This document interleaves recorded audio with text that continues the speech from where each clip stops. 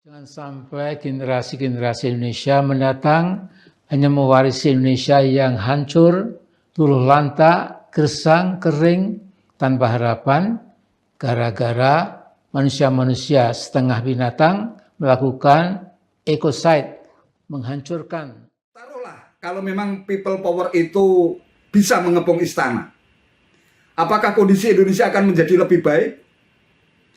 Indonesia dalam keadaan vacuum of power atau kekosongan kekuasaan.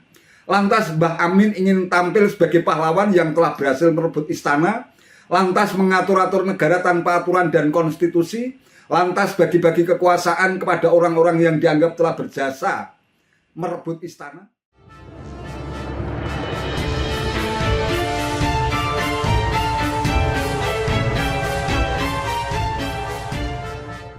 Assalamualaikum warahmatullahi wabarakatuh. Salam sejahtera untuk kita semua, salam budaya.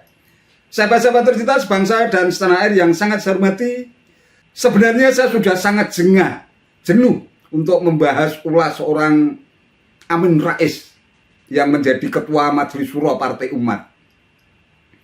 Entah sudah berapa sampah narasi jahat yang ia tumpuk di keranjang sampah peradaban untuk menghina dan melecehkan Presiden Jokowi.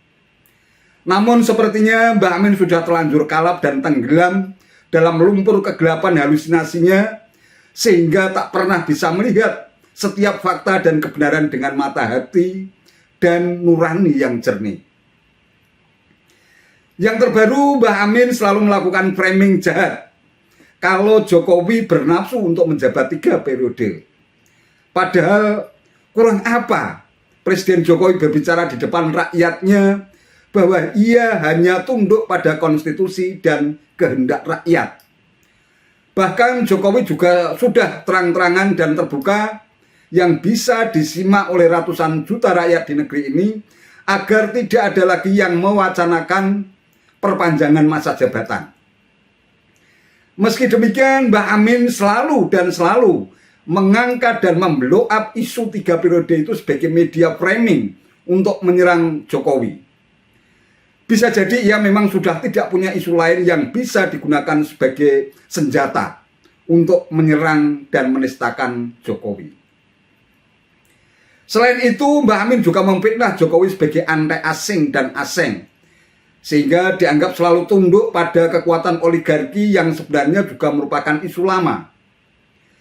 Bagaimana bisa disebut anti asing dan asing kalau Jokowi justru menunjukkan ketegasan sikapnya untuk melawan kekuatan dominasi asing yang ingin mengganggu dan mengusik kedaulatan Indonesia, sebagaimana yang ia tunjukkan untuk melawan WTO dan IMF terkait dengan kebijakan hilirisasi. Mungkin saking parahnya sakit kebencian yang bersarang di hati Mbah Amin, hingga sangat mustahil untuk bisa menumbangkan Presiden Jokowi sebelum masa jabatannya berakhir pada tanggal 20 Oktober 2024 nanti, Mbah Amin sampai merintih-rintih sembari mengancam, menghasut rakyat dan berbagai elemen bangsa untuk bersama-sama merebut istana. Dalam mengakhiri jabatan kepresidenannya yang tinggal 15 bulan lagi, Presiden Jokowi telah dan masih melancarkan langkah-langkah politiknya yang menurut saya sungguh kurang terpuji. Mula-mula ingin menambah jabatan kepresidenannya 1 periode lagi, terus menjadi 3 periode. Nah, kelakuan politik Pak Jokowi yang sangat berbahaya ini memang harus dihentikan. Dengan apa? Ya, menurut saya dengan people power yang damai, demokratis, dan sepenuhnya konstitusional. Nah, buat teman-teman yang menyadari bahwa politik pecah belah Jokowi harus segera dihentikan, demikian pula perbudakannya pada kepentingan oligarki, perhambaannya kepada kepentingan asing, sudah terlalu jauh, harus juga secepat mungkin kita gagalkan. Nah, poros pembebasan Indonesia, katakanlah Liberation Access, yang akan membebaskan Indonesia dari cengkeraman asing atau asing yang terdiri dari ini teman-teman yang akan membebaskan itu insya Allah ada advokat, ada tokoh-tokoh, tapi juga ulama nasional. Sekarang ini sedang menggagas secara serius di Jakarta yang mengarah pada perencanaan people power yang sekali lagi bersifat damai, demokratis, dan konstitusional. Jadi saya usul nanti kalau ada seminar terbuka tentang perlunya people power, itu selain mengundang wartawan, media cetak dalam dan luar negeri, ya, cetak maupun elektronik, ya, tapi juga silahkan mengundang ya, perwakilan pemerintah, perwakilan Polri, dan Badan Intelijen kita sebagai peninjau. Ya. Tidak punya hak bersuara, tapi boleh merekam, mencatat, menyimpulkan, dan lain-lain. Ya. Supaya apa? Supaya yang kita wacanakan ini sesuatu gagasan yang insya Allah bagus, terbuka, transparan, tidak ada satupun yang disembunyikan. Jadi all is clear and transparent for the sake of a much better Indonesia. Betul-betul transparan, terbuka demi perbaikan Indonesia yang jauh lebih bagus ke masa depan. Nah karena itu saudaraku, mari kita rawat sebaik-baiknya. Jangan biarkan Indonesia dijajah oleh kaum oligarki yang hanya pandai memeras, memoroti, dan mengeksploitasi tanah air Indonesia yang kaya raya.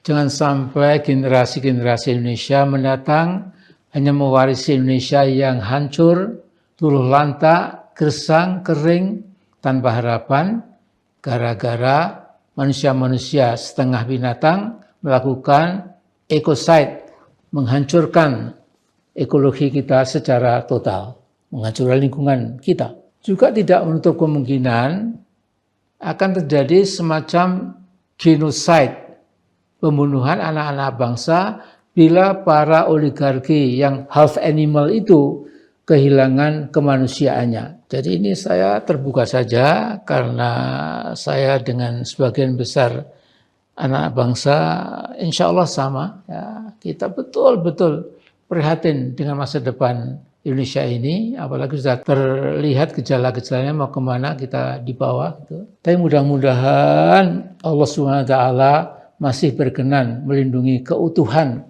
dan keselamatan bangsa Indonesia.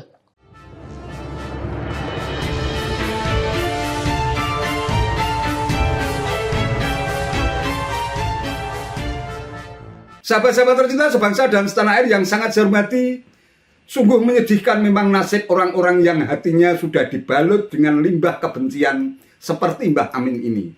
Sulit untuk bisa menerima kebenaran dan kenyataan. Kalau kita pakai hitungan matematis, jumlah penduduk Indonesia diperkirakan sekitar 277 juta. 82% diantaranya sangat puas dengan kepemimpinan Presiden Jokowi, seorang presiden yang dipilih secara langsung oleh rakyat melalui pemilihan umum atau pilpres. Itu artinya ada kurang lebih sekitar 227 juta rakyat Indonesia yang sangat mendukung dan mencintai Presiden Jokowi. Sedangkan rakyat yang kurang atau tidak puas terhadap kinerja Presiden Jokowi hanya sekitar 18%-nya, hanya sekitar 49 jutaan rakyat. Apa maksud Mbah Amin 49 juta rakyat yang tidak senang dengan kepemimpinan Presiden Jokowi bakal dikerahkan untuk merebut istana, begitu? Lantas bagaimana dengan 227 jutaan rakyat yang mendukung dan mencintai Presiden Jokowi? Apa kekuatan mereka sama sekali tidak dianggap, tidak diperhitungkan dan dianggap kecil? Belum lagi kekuatan TNI dan Polri yang pasti tidak akan pernah rela ada pihak manapun yang ingin mengacak-acak keutuhan NKRI, Pancasila, Undang-Undang Dasar 1945, dan Bhinneka Tunggal Ika. Makanya Mbah Amin kalau tidak percaya silahkan cek sesekali belusukan ke segenap penjuru tanah air. Dengarkan suara rakyat dari Sabang sampai Merauke, dari Miangas sampai Pulau Rote. Bagaimana respon mereka terhadap kepemimpinan Presiden Jokowi? Jangan hanya berdiam diri di rumah sambil membaca berita hoax dan mendengarkan bisikan jahat barisan sakit hati yang terus memprovokasi, lantas diolah dan dikembangkan menjadi sebuah framing jahat berdasarkan halusinasi dan pikiran jahat, pikiran kotor untuk menumbangkan Presiden Jokowi. Selain itu, taruhlah kalau memang people power itu bisa mengepung istana, apakah kondisi Indonesia akan menjadi lebih baik? Indonesia dalam keadaan vacuum of power atau kekosongan kekuasaan.